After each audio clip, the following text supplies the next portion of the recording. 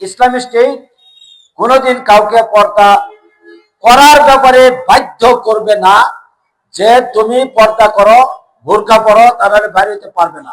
এটা আইন হবে না, তবে মোটিভেশন হবে। ইসলামের বিধান হলো লা ইকরাহা ফিদ্দিন, দিনের ব্যাপারে কোনো জোর জবরদস্তি চলবে না।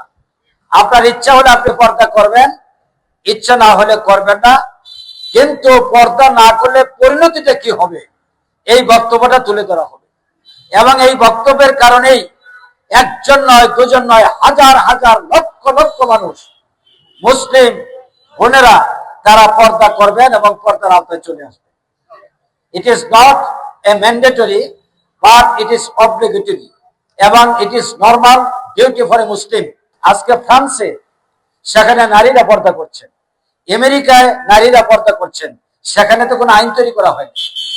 শুধুমাত্র তাদের চরিত্র, সৌন্দর্য, তাদের বিউটি, তাদের অ্যাট্রাকশন, তাদের মরালিটি, সেফটি অ্যান্ড সিকিউরিটির জন্য তারা উপলব্ধি করেছেন পর্দা ছাড়া তাদের নিরাপত্তা নাই, তারা পর্দা করছেন। ইসলামী রাষ্ট্র হলে, আমি এমপি হলে, প্রত্যেকটি শিক্ষা প্রতিষ্ঠানে মোটিভেশনাল স্পিচ দেওয়া হবে এবং মানুষ পর্দা করার জন্য উদ্বুদ্ধ হবে।